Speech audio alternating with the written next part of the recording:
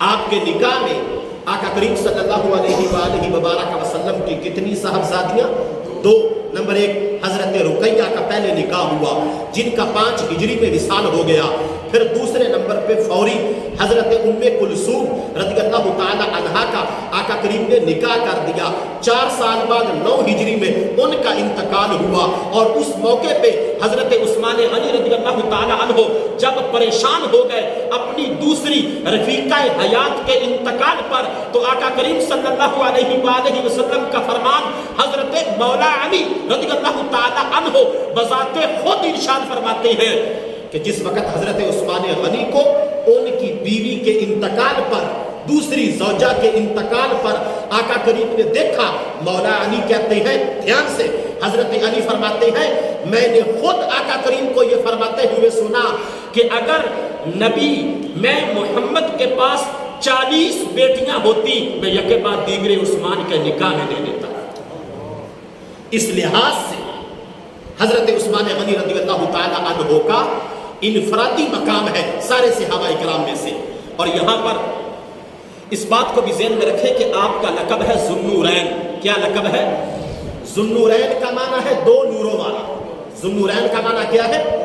تاریخ الخلفاء کے اندر ابن عساکر نے اس بات کو بیان کیا، اور پھر بعد میں امام جلال الدین سیوطی رحمت اللہ علیہ نے بھی اس بات کو بیان کیا کہ حضرت مولا علی رضی اللہ تعالی عنہ سے سوال ہوا کہ حضرت عثمان غنی رضی اللہ تعالی عنہ کا مقام و مرتبہ کیا ہے، حضرت عثمان غنی کی فضیلت کیا ہے، حضرت عثمان غنی کی شان کے بارے میں جب حضرت مولا علی رضی اللہ تعالی عنہ سے سوال ہوا تو حضرت مولا علی رضی اللہ تعالی عنہ جواباً فرمانے لگے کہ حضرت عثمان غنی کی شان کا اندازہ اس بات سے لگاؤ کہ اللہ کے جو فرشتے ہیں وہ جب بھی عثمان کا نام لیتے ہیں تو ذوالنورین کہہ کے پکارتے ہیں۔ ذوالنورین لفظ پر غور کریں، 2 نوروں والے۔ اب وہ 2 نور کون سے ہیں؟ یہاں پر 2 روایتیں ہیں۔ ایک روایت یہ ہے کہ حضرت عثمان غنی رضی اللہ تعالی عنہ بہت بڑے مالدار تھے، بہت بڑے تاجر تھے، یہاں تک کہ خواجہ نظام الدین اولیاء رحمت اللہ علیہ نے اپنی کتاب میں لکھا کہ سارے صحابہ اکرام میں سے کسی کے پاس اتنی دولت نہیں تھی جتنی دولت کی فراوانی حضرت عثمان غنی رضی اللہ تعالی عنہ کے پاس تھی۔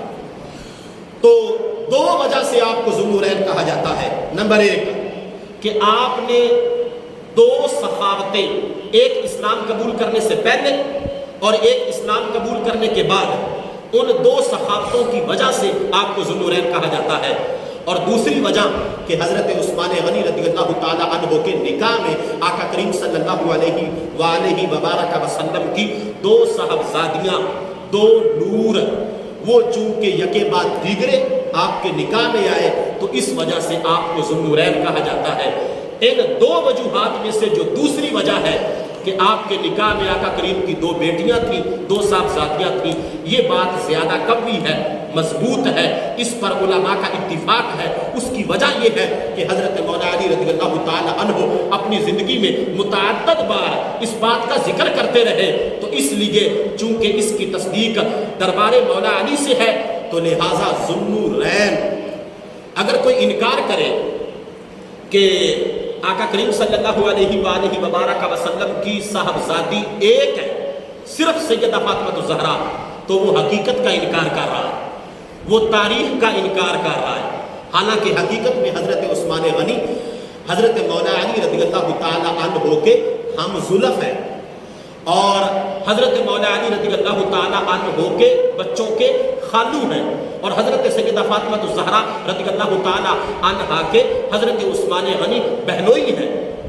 اور ذوالنورین کہتے ہی اس لیے ہیں کہ 2 نوروں والے، کیونکہ حضور کی اولاد کے علاوہ کسی دوسرے کی اولاد کو نور نہیں کہا جا سکتا۔